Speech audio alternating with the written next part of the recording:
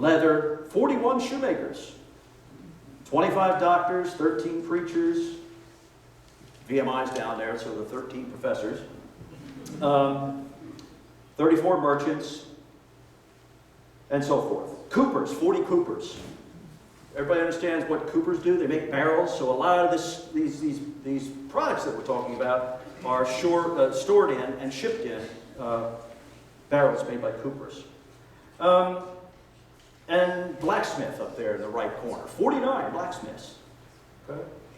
And the point I want to make about these relatively high numbers is that these are the kinds of occupations that are so much in demand that you would see them scattered all through the countryside. They're located in what we call open country neighborhoods where they're farms. They're located in the small hamlets, in the villages. And of course, you're going to find some of them in the towns as well. But their demand is high for these services, so they're scattered all over. But then you look at people like the jeweler, the tinner, the baker, only one or two of them. They're going to be located in a town because they're selling scarce luxury goods that are relatively expensive. Let me move ahead quickly.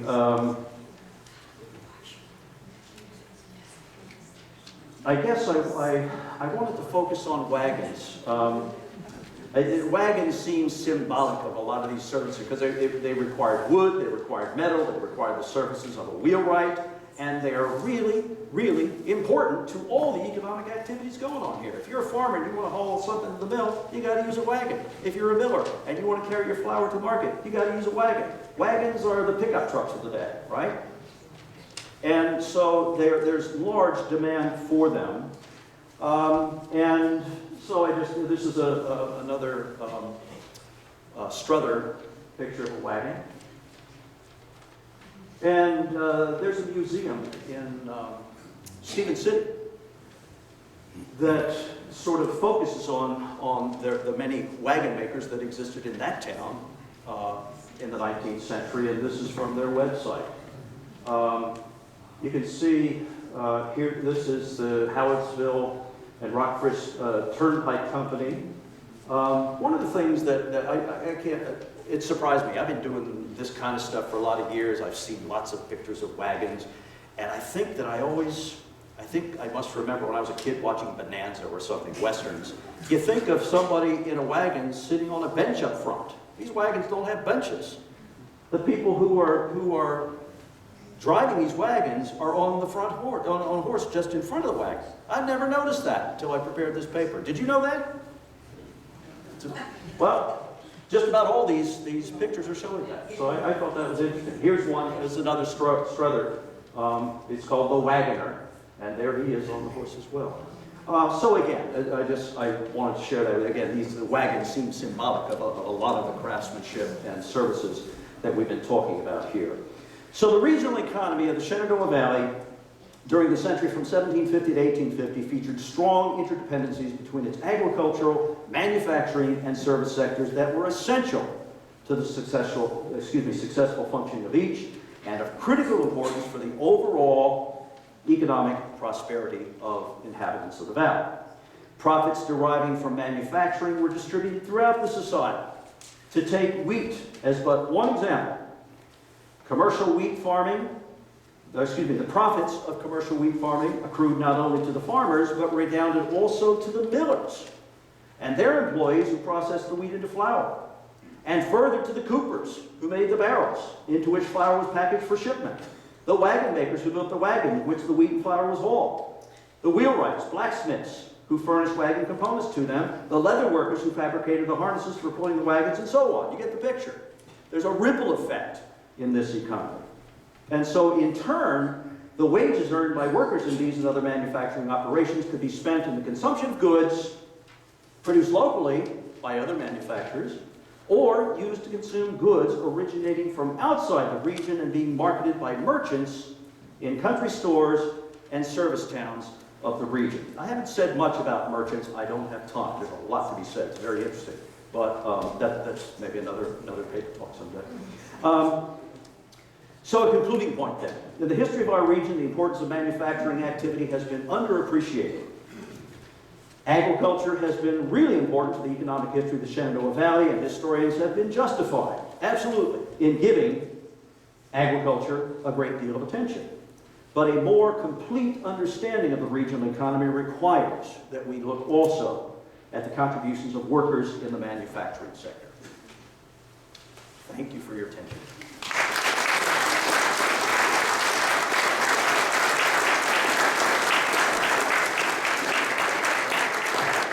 Thank you so much. That was wonderful. We're going to take about 10 minutes for a Q&A session. If you have a question, please raise your hand. I'll come to you and bring the mic so everyone can hear your question. Let's start with you, sir. I've always been fascinated with the McCormick Mill. Yes. Down there, and right next to it is the foundry. And when you go there, it leads you to believe that Cyrus McCormick did a lot of his iron work in the foundry, foundry right there at the place. But when you look at the gears that are on that piece of machinery, they're pretty doggone sophisticated. And what I've always wondered is, did he manufacture those himself, or was that something that was manufactured somewhere else in the foundry? Good question, but I don't know. Yeah. Okay. I can tell you that I don't know about that mill, but there's another mill nearby, Osceola Mill. Do you know that one? Yes. That metalwork was carried in there from Pennsylvania. I want to say Hanover, Pennsylvania. So it's manufactured elsewhere and carried in. I don't know if that's true of the McCormick Mill or not. That mill is supposed to be a replica of the 1830s mill that was originally built there. I'm thinking primarily about his reaper. Oh, you're talking about the reaper? The reaper, yeah. It's got some pretty sophisticated... Oh, yeah. Oh, okay, I'm sorry, I misunderstood you. I thought you were talking about the workings of the mill. No. No, the reaper, my sense is that he made all those. I say he, there's quite a controversy. If you get into the literature, I pretty much avoid this literature because there's no, this is never going to be solved. But there are people who suggest that it wasn't really Cyrus, it was somebody else. There's also quite a body of literature on one of his slaves who is credited with having done it. There's a body of literature on suggesting that it wasn't really Cyrus, it was his father who did it. You know, so I stay away from that because it'll never be solved, I don't think. But there are those other arguments out there. But I do think, I've always thought that stuff was created right there in that blacksmith shop. This is a little off topic, but some of us are looking at the possibility of upgrading that interpretation in that blacksmith shop, because our sense is that when you go in there, you see the blacksmith shop, but you can't see in a reasonable kind of way how that blacksmith shop was used to produce the reaper. And I think it needs to be a better educational experience for people. So there's some of us looking at that possibility. That would be good. Yeah.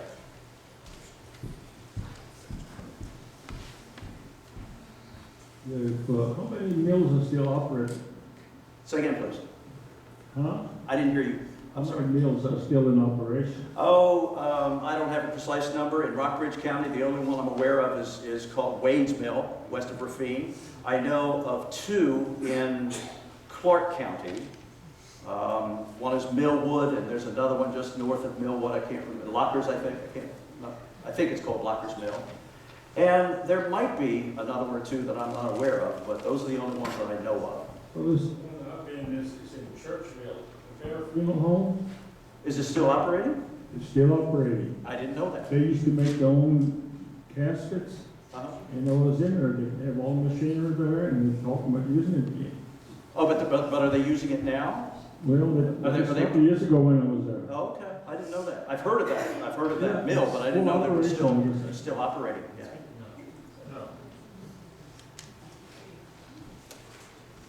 Ken, my question relates to the flow of money. Okay. The farmer grows the wheat, it's ground in the mill, it's shipped to Alexandria via canal boat or wagon. Who owns this product as it works its way through the system? Good question. Sometimes the miller, sometimes the farmer. It depends on the arrangement that they made. Sometimes farmers sold their crops to the miller, in other words. But other times they saw it through to I mean, they reaped the profits of it being sold in its a place like Winchester or Alexandria or Baltimore or Philadelphia. It was done both ways. Looking over the occupations here, I see 1,000 farmers and 3 planters. What's the difference? What you're seeing there is the idiosyncrasies of census taking. So one of the things that happened here that I didn't tell you about is I consolidated some of the occupations. So for example, one census taker might refer to doctors. Another one refers to physicians. Okay? So here we have an enumerator. I'm guessing now that he thought that these 3, they're farmers, but he thought that their operations were sizable enough, or maybe they had a sufficiently large number of slaves. For whatever reason, he chose to view them as planters. Or what we know that some enumerators did is people self-identified. So the enumerator would go to somebody and say, "What's your occupation?" And if that person would say planter, then they would write down planter. If he would say farmer, they would write down farmer. The other complicating factor here is that and we have many examples of this, people would, so I can think of one person who he owned 3 furnaces, 90 slaves, something like 20,000 acres of land. He was an entrepreneur on a large scale. This is up in Shenandoah County. And the enumerator asked him what his occupation was, and he said farmer. But you would never, so you look at the census, you see, okay, guy says he's a farmer, unless you look at the other schedules and realize that he also owns these furnaces, also owns these slaves, and so forth, you don't know that just from looking at the, we're all sort of, you have to go with the data that you have and try to make the best sense of it. Yeah. One last question. Sure. Raytail put down Governor of Virginia as their occupation. That was Governor Letcher. Say again? That was Governor Letcher, who lived in Lexington. I have a wagon question. Okay. So see the gentleman on the horse, I thought one of the important things was having a brake on your wagon, so going downhill, the horse can still have a brake on it. It's a good question. I have no idea what the answer might be. Nancy? They didn't have brakes? So how did they brake them? I can't hear you. They would cut down a tree at the top of the mountain and drag it behind it. Really? I hadn't heard that. Yeah. All right, we have time for 2 more questions. What is a gentleman occupation? Again, it's, I've done some reading about this actually. The suggestion is that they're just really wealthy men they're men of leisure. And again, they self-identify as gentlemen, we think. It's possible that you have an enumerator that would simply look at somebody and say, he's a gentleman. I'm not sure. Could be either. How did any of these mills survive the Union forces or these rebuilt efforts? Union forces didn't get this far south. Of course they did, but they weren't doing what Sheridan did north of here. So a lot of the mills right around here survived. You get into Rockingham County, and they lost a bunch of them, and at all points north. But locally, it was, I'm not a Civil War historian, but I try to read enough of it to make sense of my own data. And my sense is that Hunter came through here, and of course he destroyed some things, he burned some things, but really didn't do the kind of damage that Sheridan did further north. All right, thank you so much, everyone. Professor